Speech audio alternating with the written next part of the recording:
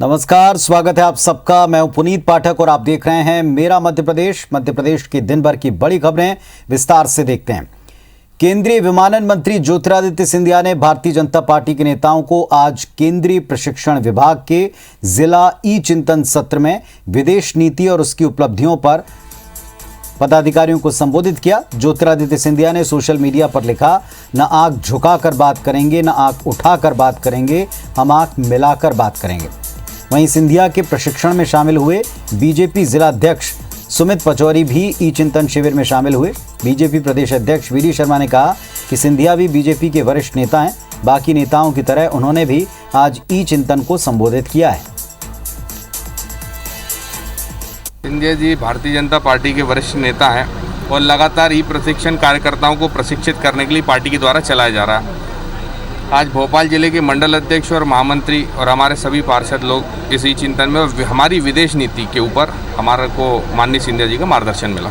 और आज हमारा जिले स्तर पर जिले के कार्यकर्ताओं के साथ, तो सिंधिया जी भी भाजपा के वरिष्ठ नेता हैं, तो इसलिए हम सब कार्यकर्ताओं को अलग अलग जिम्मेदारियां हैं। उसमें माननीय सिंधिया जी ने भी आज वो सत्र लिया और कार्यकर्ताओं को उस पर उन्होंने मार्गदर्शन किया। और हमारे साथ में इस वक्त गोविंद मालू जी भारतीय जनता पार्टी से जुड़े हुए और भूपेंद्र गुप्ता जी कांग्रेस पार्टी से। मालू साहब, पहले आप बताएं, ई चिंतन है और उसमें सिंधिया जी के संबोधन पर इतनी चर्चा क्यों है? चर्चा इसलिए है कि भारतीय जनता पार्टी में इस तरह पूरा उसकी रीति नीति, उसके सिद्धांत और विचार को इतनी जल्दी आत्मसात करते हैं तो लोगों को बहुत अजीब लगता है कि ये भारतीय जनता पार्टी है कि कोई पारस, कोई पत्थर पारस का जिससे छूते ही आदमी सोना बनता है। तो वास्तव में सिंधिया जी में पूरी रीति नीति, उसकी कार्य पद्धति, उसकी चिंतन प्रणाली, उसकी अभ्यास वर्ग की जो परंपरा है, उसके साथ वो पूरी तरह से तादात्म्य स्थापित करके और उन्होंने बहुत ही अच्छा अपना उद्बोधन दिया है विदेश नीति पर कार्यकर्ताओं को। वो पार्टी के वरिष्ठ नेता हैं, केंद्रीय मंत्री हैं और उन्होंने विदेश नीति पर जिस ढंग से सरकार की उपलब्धियों को रखा है वो बहुत ही काबिले तारीफ है। और इसीलिए बाकी कई लोगों को, भारतीय जनता पार्टी के लोगों को अजूबा नहीं लगता, या अजूबा लगता है बाकी लोगों को, विरोधी लोगों को, जो लोग उनके विरोधी हैं कांग्रेस के लोग जो बहुत चटपटा रहे हैं उनके जाने से, उन लोगों को बड़ा अजूबा लगता है। चलिए, भूपेंद्र गुप्ता जी, पारस की तरह है भारतीय जनता पार्टी और सिंधिया जी ने वहां जाकर बहुत जल्दी रीति नीति को अपना लिया है, क्या कहेंगे इस पर? नहीं, इस पर कोई कहने की जरूरत नहीं है। तो अपने मुंह मियां मिट्ठू वाली पार्टी है। ये 24 घंटे खुद अपनी ही पीठ ठोकते रहते हैं। दूसरी दुनिया का कोई आदमी इनकी पीठ नहीं ठोकता। और जिस पार्टी की अपनी कोई विदेश नीति नहीं है, वो विदेश नीति पे क्या भाषण देगी, अभी तो ये सोच के हंसी आती है। क्या जो है, भारत का एक प्रधानमंत्री अमेरिका में जाके कह रहा है अब की बार ट्रंप सरकार, ये भारत की विदेश नीति है? इसका बाद जवाब इन्हें देना चाहिए। क्या पाकिस्तान, जिसे आप रोज कहते हैं कि दुश्मन राष्ट्र है, वहां पर बिना बताए उतर जाना, जो है बिना बुलाए पहुंच जाना, ये हमारी क्या विदेश नीति का हिस्सा है? या जो है मंगोलिया जैसा देश जिससे हजारों साल में हमारा एक ही संबंध है कि चंगेज खान ने हमारे ऊपर हमला किया था, वहां पर 10,000 करोड़ रुपया फूंकाना, ये हमारी विदेश नीति का हिस्सा है? बताना चाहिए कि हमारी विदेश नीति किस दिशा में जा रही है, विदेश नीति का आशय क्या है और उसके माध्यम से भारत जो है किसकी सदारत करना चाहता है। विदेश नीति हमारी थी जिसके भाषण देते हैं सिंधिया जी। क्या भाषण देंगे बताएं? हमने कहा कि हम तीसरी दुनिया के नेता हैं। जी, उत्तर देना चाह रहे हैं आपकी बात का मालूम है। बिल्कुल। तो हम उसके नेता थे, इनकी क्या नीति है बताएं जरा। जी, मालू साहब, देखिए, कुल मिलाकर विदेश नीति वो नहीं है। भारत की नीति हमेशा ये दोगली जो रही है उन सरकारों की, कांग्रेस की सरकारों की, धर्मनिरपेक्षता की बात करना, चोला ओढ़ना और किसी धर्म विशेष का आपको डंका बजाना, सांप्रदायिकता की बात करना और कुछ जो घोर सांप्रदायिक लोग उनके साथ समझौता करना, कूटनिरपेक्षता की बात करना और रूस की गोदी में जाकर बैठना, ये विदेश नीति नहीं है। हमने रूस से भी वैसे संबंध बनाए, अमेरिका से भी किया और हम पड़ोसी देशों से बहुत ही अच्छे संबंध बनाकर हमारे पड़ोसी देशों की हम मदद भी करते हैं, हम मानवीयता भी रखते हैं। हम विश्व में इस बात मंगोलिया आपका पड़ोसी राष्ट्र है। मंगोलिया नहीं, आप मंगोलिया की बात मूर्खता की हद करते हो आप। मंगोलिया तुम्हारा पड़ोसी राष्ट्र है क्या? संबंध है ईरान से, इराक से, सबसे। आपको किसी चीज से समझ नहीं है, आप भाषण देने आ गए यार। तो गुटनिरपेक्षता को जामा नरेंद्र मोदी जी ने पहनाया है। बांग्लादेश तुम्हारे खिलाफ, नेपाल तुम्हारे खिलाफ, श्रीलंका तुम्हारे खिलाफ, किस तरह से तुम्हारे खिलाफ चीन आंखें दिखाता था। हमारे यहाँ प्रधानमंत्री जाकर चिरौरी करते थे। चलिए कुल मिलाकर अब ये जो प्रशिक्षण मिला, इसके बाद कार्यकर्ता क्या उपलब्धियां पहुंचाते हैं, इस पर कांग्रेस कैसे वार करती है, ये भी जनता जरूर देखना सुनना चाहेगी। बहुत शुक्रिया आप दोनों का इस बात में आने के लिए और अपनी बात रखने के लिए। मध्य प्रदेश में बीजेपी ने पहली बार राजनीतिक स्तर पर गुरु पूर्णिमा मनाई और इस दौरान बीजेपी नेताओं और कार्यकर्ताओं ने मठ मंदिरों में जाकर धर्म गुरुओं का सम्मान किया। भोपाल में प्रदेश अध्यक्ष वी डी शर्मा ने गुफा मंदिर में पूजन किया, मंदिर के महंत को सम्मानित किया। वहीं बीजेपी के राष्ट्रीय सह संगठन महामंत्री शिव प्रकाश बौद्ध धर्मगुरु भंते सागर के बुद्ध विहार जाकर उनका आशीर्वाद लिया। लेकिन बीजेपी के इस कार्यक्रम पर कांग्रेस नेताओं ने यह कहा कि बीजेपी पूरे देश में बहुसंख्यक समाज का ध्रुवीकरण करने के लिए सियासी गुरु पूर्णिमा मना रही। चिकित्सा शिक्षा मंत्री विश्वास सारंग ने इस पर पलटवार किया, कहा कि कांग्रेस केवल राहुल गांधी का जन्मदिन मना सकती है। कांग्रेस बीजेपी के बीच चल रही बयानबाजी पर बौद्ध धर्मगुरु भंते सागर का कहना है कि ये राजनीति करने का मौका नहीं, सभी को सियासत छोड़कर आज के दिन अपने गुरुओं का आशीर्वाद पहले लेना चाहिए।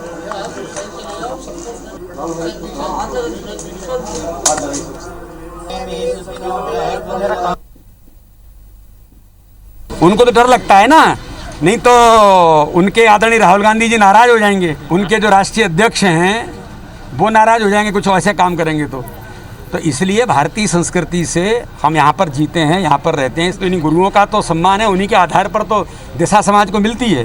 कांग्रेसी तो ना हिंदू संस्कृति को मानते हैं, ना हिंदू विचार पर विश्वास रखते हैं।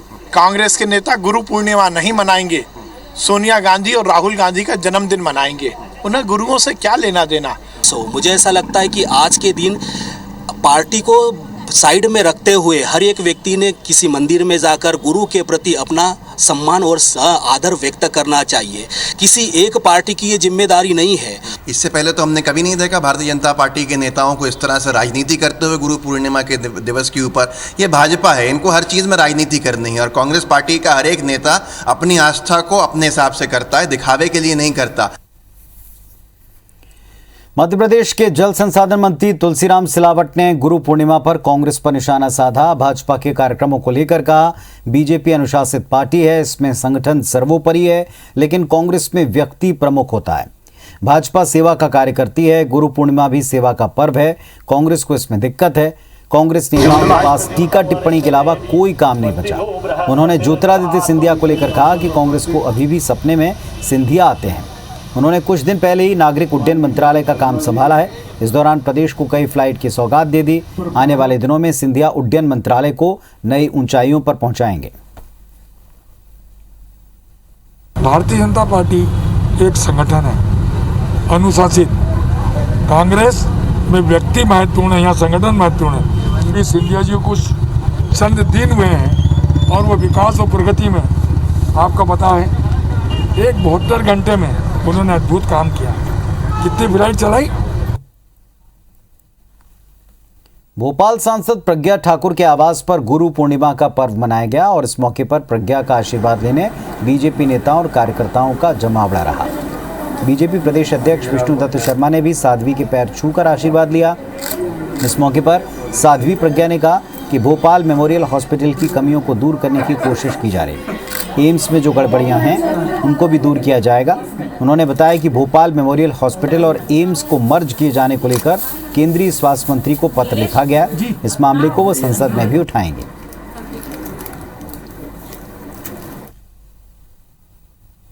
प्रदेश के स्वास्थ्य की चिंता करना भी मेरा कार्य है और मैं उसको कर रही हूँ। निश्चित रूप से BMHRC और एम्स इन दोनों की सेवाएं बड़ी उत्कृष्ट हैं और मैंने एक पत्र भी स्वास्थ्य मंत्री जी को लिखा था और मैं ये विषय संसद में उठाने वाली भी थी और उठाऊंगी आगे कि दोनों को मर्ज कर दिया जाए।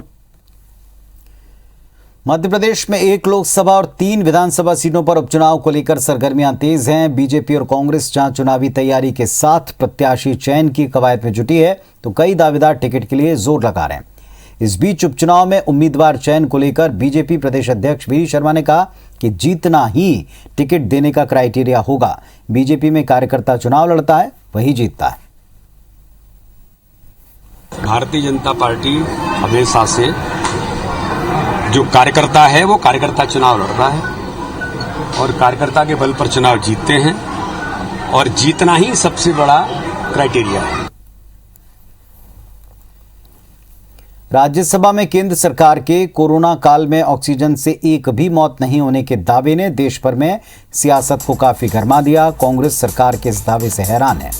मध्य प्रदेश में कांग्रेस विधायकों ने अगले महीने विधानसभा के मानसून सत्र में सत्ता पक्ष की घेराबंदी को लेकर रणनीति बनाना शुरू कर दिया है। कांग्रेस विधायकों ने विधानसभा में ऑक्सीजन की कमी से हुई मौतों पर सवाल भी लगाए।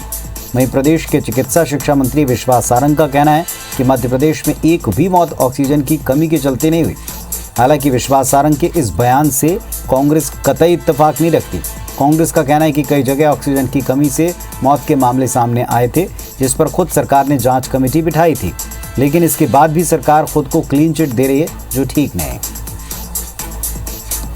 हमने कई बार देखा कि जब जो व्यक्ति, जो मरीज दम तोड़ रहा था, उसके परिजन उसको कृत्रिम सांस देने का प्रयास कर रहे थे मुंह से, और आज सरकार कह रही है, सुप्रीम कोर्ट में हलफनामा दे रही है कि ऑक्सीजन की कमी से कोई मौत नहीं हुई है। ये बेहद ही शर्मनाक एवं निंदनीय है। ये मध्य प्रदेश में कोई भी मृत्यु ऑक्सीजन की कमी के कारण नहीं हुई है, ये हम आधिकारिक तौर पर बोल रहे हैं। किसी की भी मृत्यु किसी भी कारण से हो वो दुर्भाग्यपूर्ण है, पर ऑक्सीजन की कमी के कारण कहीं मृत्यु नहीं। एक तरफ संसद का मानसून सत्र चल रहा है, तो वहीं दूसरी तरफ सदन के बाहर जंतर मंतर पर किसानों की संसद चल रही, और इसे लेकर केंद्रीय कृषि मंत्री नरेंद्र सिंह तोमर ने ग्वालियर में एक बड़ा बयान दिया। तोमर ने कहा, संसद एक है जिसमें जनता चुनकर प्रतिनिधि भेजती है। तोमर ने किसान यूनियन से अपील करते हुए कहा कि वो निरर्थक बातें न करें, आंदोलन का रास्ता छोड़ें, वार्ता का रास्ता अपनाएं। तोमर ने कहा कि यूनियन हमारे पास प्रस्ताव लेकर आए, हम बात करने तैयार हैं, लेकिन बात शर्तों पर नहीं होगी, प्रस्तावों पर होगी। संसद तो एक ही होती है जिसको जनता चुनकर भेजती है, वो संसद है। बाकी जो यूनियंस के लोग इस प्रकार की बातें कर रहे हैं और आंदोलन कर रहे हैं, वह एक तौर से निरर्थक है। हमने कई बार यूनियन के लोगों से कहा है कि उनको आंदोलन का रास्ता छोड़कर वार्ता का रास्ता अपनाना चाहिए। मध्य प्रदेश में स्कूल खोलने की तैयारी हो रही है, मगर इंदौर में अभी स्कूल खुलेंगे कि नहीं, सस्पेंस बना है। खुद इंदौर सांसद शंकर लालवानी ने इस बात के संकेत देते हुए कहा कि पहले शिक्षा विभाग गाइडलाइन भेजेगा, फिर क्राइसिस मैनेजमेंट ग्रुप की बैठक में फैसला होगा। एयरपोर्ट के निजीकरण पर कहा कि यह फैसला कांग्रेस की सरकार के समय का है। विश्वास जताया कि निजीकरण होने से सुविधाएं बढ़ेंगी। जल्दी शिक्षा विभाग गाइडलाइन भेज रहा है, जैसे गाइडलाइन भेजेगा हम बैठ के चर्चा करें। चारों मंत्रियों ने इस सप्ताह कहा है कि हम सदन के जब सदन चलेगा उसमें उनका जो रूम है उसमें वो समय देंगे। मैं चारों से मिलके इंदौर की अलग अलग समस्याएं जो है उनके बीच रखूंगा, और संभावना है कुछ शहर को अच्छा कुछ मिलेगा। दुनिया भर में गुरु पूर्णिमा आज श्रद्धा के साथ मनाई जा रही है। राजधानी भोपाल में धूमधाम से इस पर्व को मनाया गया। हनुमानगंज के प्रसिद्ध पंचमुखी हनुमान मंदिर में गुरु पूर्णिमा हर्षोल्लास के साथ मनाई जा रही है। पंचमुखी मंदिर में इस दौरान भंडारे का आयोजन हुआ। गुरु पूर्णिमा के अवसर पर पंचमुखी हनुमान मंदिर में सैकड़ों भक्तों की मौजूदगी में भजन कीर्तन हुआ। मंदिर के महंत राम भूषण दास ने बताया कि हनुमान जी के दर्शन करने के लिए लाखों भक्त सालों से यहाँ आते रहे, इस वर्ष भी आए।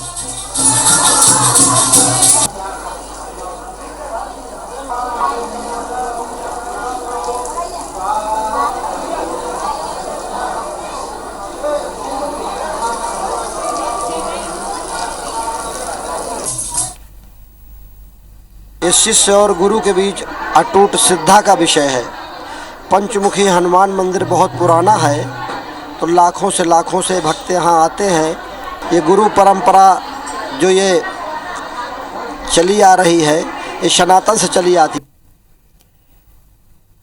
विदिशा के गंज बासोदा में कुआं धंसने से हुई मौत के मामले में अब सियासत शुरू हो गई है। कांग्रेस ने आरोप लगाया कि सरकार ने मृतकों के परिजनों को मुआवजे के तौर पर 5 लाख रुपए का जो चेक दिया वो बाउंस हो गया।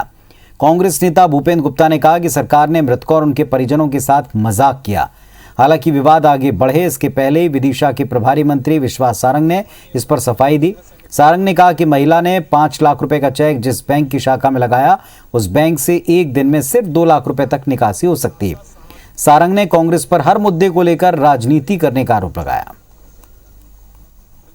लाल पठार पर हुए कुएं हादसे में जिन लोगों को घर में मृत्यु हुई है उनको जो दिए गए चेक थे बैंक ने क्रॉस करके लौटा दिए। अपमानित किया जा रहा है उन लोगों को। राज सहायता ऐसे दी जाती है क्योंकि ये हाई वैल्यू 5 लाख का था और उस ब्रांच में 2 लाख के ऊपर के चेक का वेरिफिकेशन होता है, इसलिए वेरिफिकेशन में बैंक को कुछ गलती लगी थी, इसलिए चेक वापस किया। बैंक के पार्ट पर ये बात हुई है और दूसरा जो 50,000 का चेक है उसमें जो हितग्राही का नाम है उसमें कुछ गलती हो गई थी, इसलिए पर वो ठीक कर लिया गया। तो इस बुलेटिन में फिलहाल इतना ही। खबरों अपडेट्स के लिए आप देखते रहें IBC 24। नमस्कार।